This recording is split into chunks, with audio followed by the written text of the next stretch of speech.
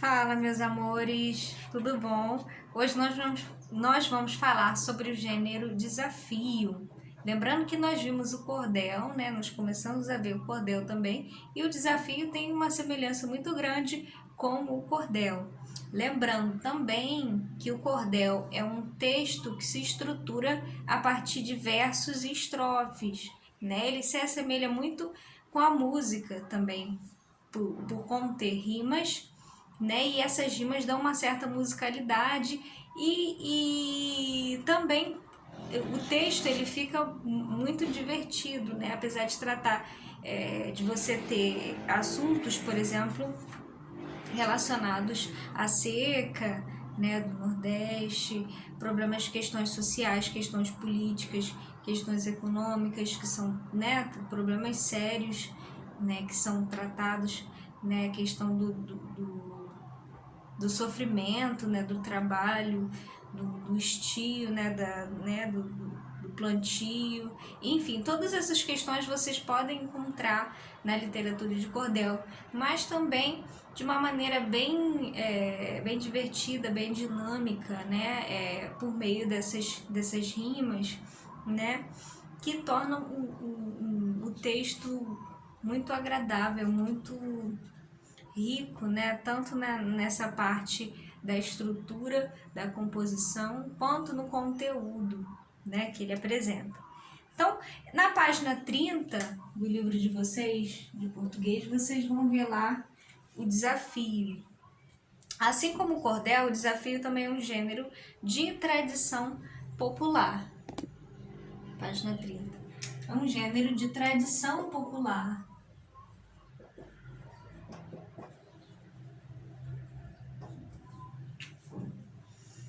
Criado de improviso, olha só, ele é um improviso, né? Ele é como se fosse um repente, né? Ele é criado ali na hora, de improviso e divulgado por meio da oralidade, né? Alguém pega o desafio e registra, né? E transforma em texto escrito, mas ele é, a princípio, um gênero oral, né? Então é bom a gente perceber, né? Ele tem origem da oralidade, no gênero oral, né? A princípio. Ele consiste em uma disputa, basicamente.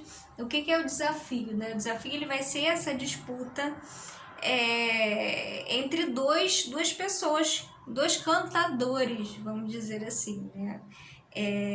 Acompanhados de seus instrumentos musicais. Então, se no cordel a gente encontra, né, temas diversos, e tem um, eu esqueci o nome do autor, mas ele trabalha com questões de gramática, de sintaxe, de morfologia no cordel, é muito legal. Ele fala do maisena com S, maisena com C, com S, maisena com Z, né? Qual que tá certa? É privilégio ou privilégio, né? É muito interessante esse autor do cordel. Depois eu pego e coloco para vocês, mostro para vocês a literatura dele. Então, o desafio ele consiste nessa disputa entre dois cantadores, né, que vão tratar, basicamente, vão ser acompanhados de instrumentos musicais e vão tratar de questões assim que sejam relacionadas a um desafio entre eles. Então, por exemplo, é uma disputa, então eles estão disputando alguma coisa, né? Primeiro eles começam com uma apresentação, né? Cada um se apresenta, fala o nome, né? É uma disputa mesmo. Pensa num desafio enquanto disputa, mas uma disputa cantada, né? Uma disputa de canção. Há uma apresentação de cada cantador e aí eles começam a fazer provocações que são até muito divertidas, muito engraçadas. Essas provocações que iniciam propriamente o desafio. Então, basicamente, um vai tentando falar, tentar ser melhor do que o outro, né? por meio de perguntas e respostas, adivinhações, enigmas, contação de vantagens e habilidades entre os cantadores. E por final há um desfecho em que o cantador é declarado vencedor. Olha só que interessante, né? Muito criativo o desafio, né? Então na página 30 você tem lá o desafio entre o Josué e o Manuel. Aí o Josué ele já se apresenta, eu me chamo Josué. Então vendo que a estrutura, né, em versos também, né? E começa com um recurso muito utilizado na fala, né? Quando você vai ter um discurso direto, a fala de alguém, você insere um travessão para marcar essa fala, né? Então aí, eu me chamo Josué, filho do grande romano. Então ele vai falando várias coisas sobre ele, né? Filho do grande romano, cantador mais temido que houve no gênero humano, né? Tinha a ciência da abelha, tinha a força do oceano. Olha só. Aí o outro fala, eu me chamo Manuel, por alcunha serrador. Estão vendo como é que a linguagem ela é bem característica da oralidade, né? Porque se fosse na verdade, a forma da escrita, né? Que é a reprodução da fala oral, né? Da linguagem informal aqui, porque essa linguagem é uma linguagem informal, né? Linguagem informal. Informal por quê, né? Salvador. É assim que ele fecha o verso. A gente sabe que Salvador tem um acréscimo do R aqui, né? Mas por que ele faz isso? Porque é como se a gente lesse da maneira que ele está cantando. Ele não fala Salvador, ele fala Salvador. E o do é bem mesmo para poder rimar, né? Com o for, né? Lá embaixo também. Então essas palavras são muito bem pensadas para que também haja uma rima, né? Eu me chamo Manuel, por alcunha serrador. Salvador não, desculpa, é serrador. Por que eu pensei em Salvador, gente? Serrador. Serrador. Salvador, gente, tô pensando na Bahia. Não sei por que eu tô pensando na Bahia. A minha terra não torce, seja que maneira for. Então, Salvador, o serrador tá lá também rimando com o for, que é o for, né? Do verbo for.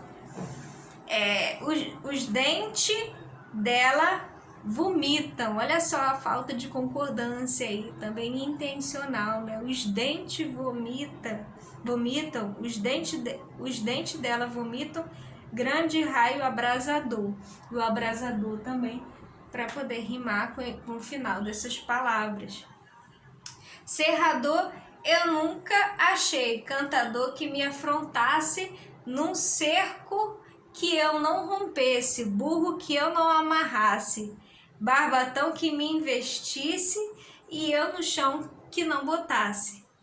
Estão vendo esses elementos aí que aparecem nessa questão de relacionar com rodeio, né? Com peão, com pegar amansar burro, amansar boi, né? Então tem muito essa questão aí também do contexto, né? Ao qual eles estão inseridos. Josué fica sabendo, tu vive numa cegueira. Um fósforo, olha só como é que ele utiliza, como é que ele coloca a palavra fósforo, né? Um fósforo, né? Um fósforo, para poder falar fósforo, né? Um fósforo, e aí você tem um fósforo, acaba um palácio, fósforo e palácio. Olha só, né? Neblina acaba uma feira. Neblina acaba uma feira. Lá um dia a casa cai, uma vez é a primeira. Olha só a monotongação, né? De primeiro, primeira. Minha avó fala muito assim, né? Minha avó, ela é do Maranhão, né? E na fala, né? Na oralidade, a monotongação, né? No discurso da minha avó é muito presente. Então, ela fala primeira, né? Fala primeira mesmo, do jeito que tá aqui. Engraçado, né? Eu já suspendi um raio e por aí vai, né? Então eles vão tentando criar situações, né? Às vezes até coisas assim, né? Como se fosse um papo de pescador, né? Coisas assim, mentiras né? Que para poder impressionar a pessoa né? E ganhar, obviamente, a disputa. Lá na página 34, você vai encontrar, né, um conceito relacionado ao gênero desafio. Desafio é um gênero de tradição oral em que dois oponentes criam versos de improviso em uma disputa. Nos versos são empregadas rimas, palavras e expressões características da fala. Geralmente é acompanhado por um instrumento musical como a viola e a sanfona. Olha só que interessante, né? E aí a gente percebe a questão também, já que a gente estava falando de variação linguística, né? Variação linguística regional, né? Contida nessa literatura. Então, basicamente, já que nós temos, né, um gênero que tem a origem, né, da oralidade, sendo um gênero de tradição oral, né, nós vamos ter aí marcas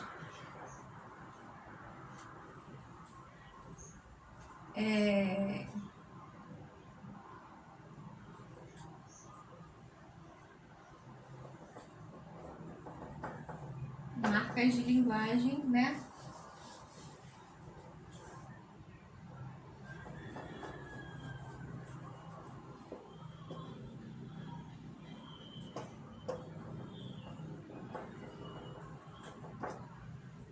Características, né?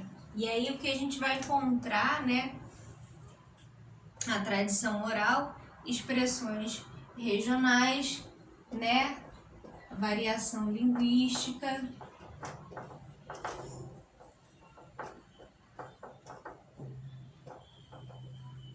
O que a gente pode encontrar na variação linguística regional? Expressões, gírias, né? Gírias de um determinado local, gírias gírias, expressões, né? A forma como é falado. Então, intervenções também na parte fonológica da palavra, né? Como cegueira, né? Como primeira, essa monotongação das palavras. Isso tudo são características que também podem ser características de uma variação linguística regional. Então aí também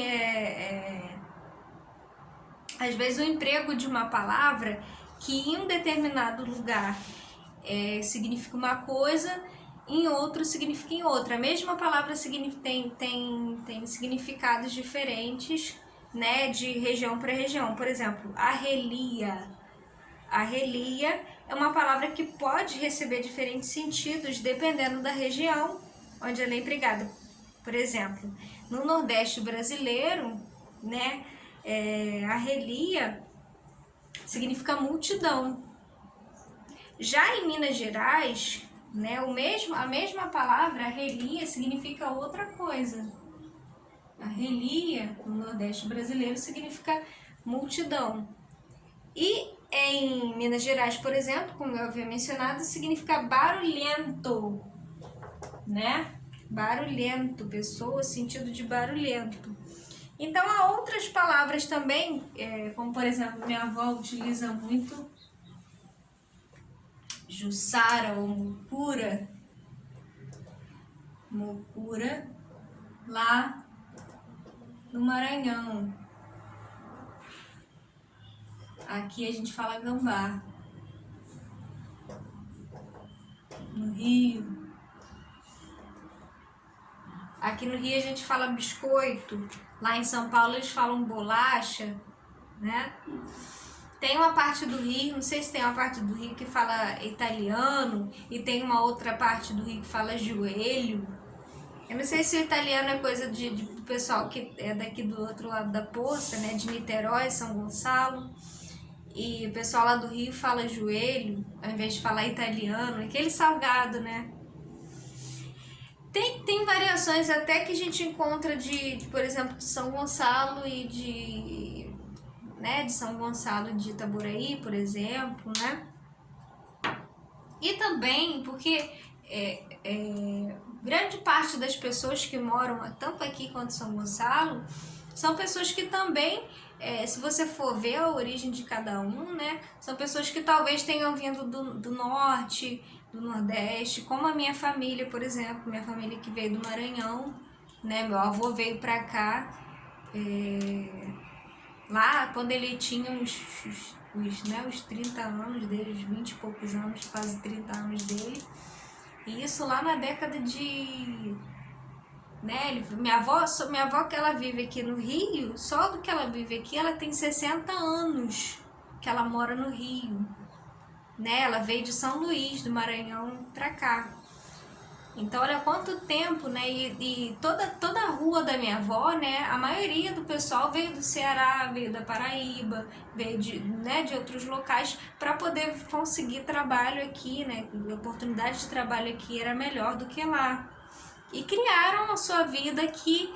E aí foram surgindo os netos, né? Os bisnetos, os filhos, que já incorporaram no seu vocabulário outras palavras, outras expressões que são usadas aqui no Rio.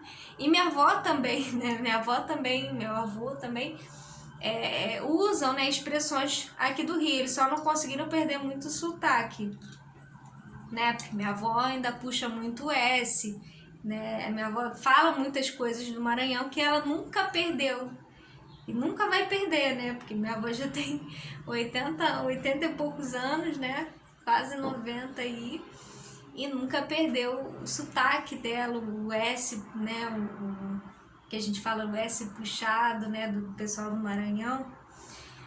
E as expressões que eles usam, né? Tanto meu avô quanto minha avó, né? As expressões que meu pai usava também. Meu pai era carioca da gema, como a gente costuma dizer, né? E os cariocas também têm expressões, né, que são diferentes daqui, por exemplo. O carioca usa, lá do Rio, né? Usa muito tu, né? Tu vai fazer o quê? Né? E aqui a gente usa mais o ser, né? Então tem coisas aí que a gente pode perceber na questão das variações, né? E da variação regional, que é muito presente nesse gênero desafio aí, tá bom? Além da linguagem informal,